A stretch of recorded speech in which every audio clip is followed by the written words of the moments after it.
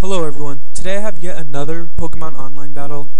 I was going to upload a DS Wi-Fi battle again today, but another good one, but when I was recording it something went wrong, I don't know, something happened and it didn't work as well as I would have liked it to, so I didn't want to re-record it because my computer's a piece of crap and it takes forever just to record battles, so I'll have that later on this week, but for right now I have this other match from Pokemon Online. I hope you guys don't mind.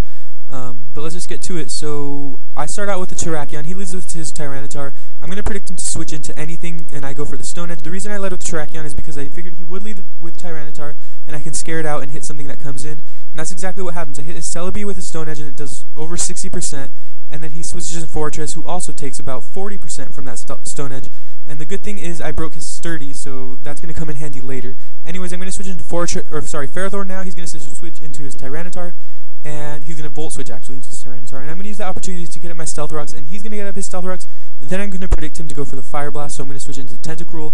He does do that, and he gets the burn, which is good for him. And that kind of sucks for me because Tentacruel, I kind of need Tentacruel around just to get up Toxic Spikes. But as you'll see later on in this match, I don't think that happens.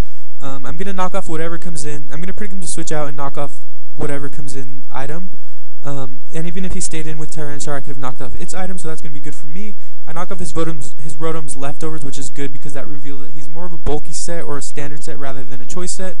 And now I'm going to be able to switch in Latias, and I think I predict him to switch out. Yeah, I switch in Latias to take Rotom's hit, and then I predict him to switch out, set up a sub.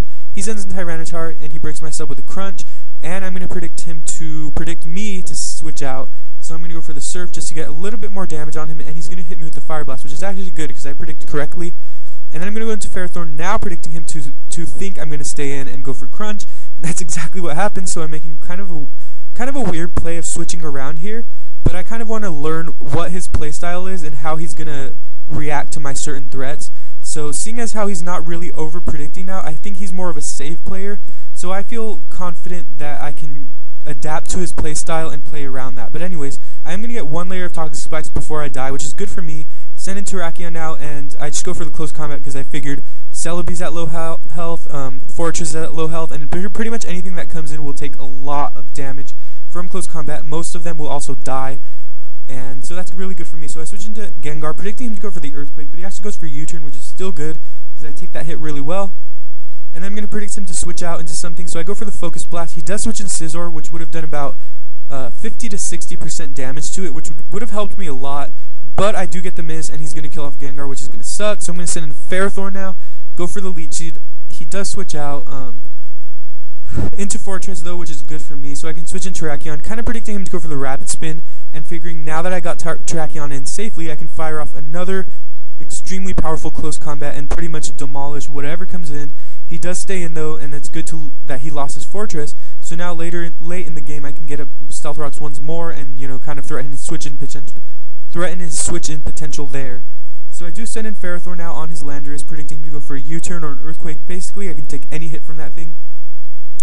And then I do get up my Stealth Rocks now, which again is good for me because I'm gonna limit his switch in potential because everything that he has left takes neutral damage to Stealth Rocks. So they'll be losing about 12.5% of their health. He does go for the U-turn though. He's trying to get that double damage with the U-turns on Scizor and Celebi. But because I got up Stealth Rocks and because I have Iron Barbs, that's actually really going to help me because it's going to allow them to take more and more damage the more they switch in and out. And here I make a bad play. He goes for Recover. I should have predicted that or should have just hit with the Gyro Ball. But for some reason I guess I predicted him to switch out again and I go for the Leech Seed. He's going to be able to get off another U-turn on me. And then this turn I go for the Gyro Ball, so I'm thinking, why didn't I just predict him to switch out now? That is definitely the smarter play for him, and he gets the upper hand there because I make some bad plays, but he's going to be able to fire off a superpower. I believe his Scizor is Choice Banded as well, which is kind of weird because he has a Choice Banded Landorus too, but that's besides the point. So I switch in Latios because he had used a superpower, and he's at -1 attack, -1 defense, so I threaten him out there. Gonna predict him to switch out into Celebi, kill him off with the Dragon Pulse, and then he's gonna send in Scizor again. At this point, I don't mind losing Latios, even if he goes for Pursuit. I just went for the Surf, just to maybe kill that thing off. But he does kill me off with the Bullet Punch, which is a good play on his part. Now I'm gonna send in Sableye on the free switch, get up a Will-O-Wisp. I do hit, which is great, and that burn's gonna kill him off next turn, so that's even better. and now I can just recover off this damage on whatever he switches in, which is going to be his Rotom. At this point, I don't mind losing Sableye, and that's exactly what happens. He kills me off with this pretty powerful Hydro Pump, and now I only have Terrakion left, and he has 2 Pokemon left, and I have to hit with Stone Edge. I have to hit both times, and I missed the first time, but he misses his Hydro Pump, which is awesome, because then I get another chance to kill him off. And what do you know, this next turn I am able to kill him off with a Stone Edge, and now the only thing he has left is Landorus, who takes 80 to 90% from a Stone Edge, and he's at 60% health, so all I need to do is land this hit, which is exactly what happens, and I get a critical hit there. It does not matter, and that's going to be a really good match with a nice Choice Banded Terrakion finish. If you haven't realized this already, Terrakion is superb. It's one of the best offensive Pokemon at the moment in the metagame. Choice Banded Terrakion is, I think it's the best Terrakion set there is.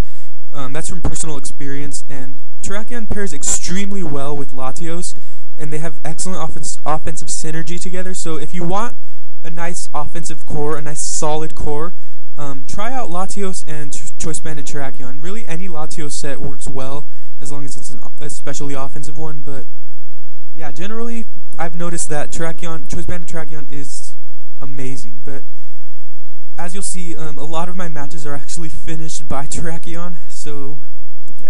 Choice Banded Close Combat. Pretty much, Choice Banded Terrakion can hit anything in the entire game for, at most, a 3-hit KO. So the most amount of hits it'll take to kill any Pokemon in the game will be 3. So it'll kill anything in the game from anywhere from 1 to 3 hits, if that makes sense. So I think Gliscor is about 2 or 3 hit KO'd with Stone Edge. Gliscor. Skarmory is 2 hit KO'd by Close Combat. So on the Switch, so if you predict a Skarmory or Gliscor to come in and you use the appropriate move, they're pretty much done. And then once you get their physical wall out of the way, Terrakion can pretty much destroy teams single-handedly, as you can see in this battle and in a lot of other battles that I've had. But you know, I'm kind of rambling at this point. Thank you guys for watching. I'm going to post the usual links to my blogs. I hope you guys enjoyed this match. And again, sorry I didn't upload a Wi-Fi battle. I know Wi-Fi battles are probably a little more fun to watch. But let me know if you happen to like one or the other between Pokemon Online battles and Wi-Fi battles. Let me know which one you think is better.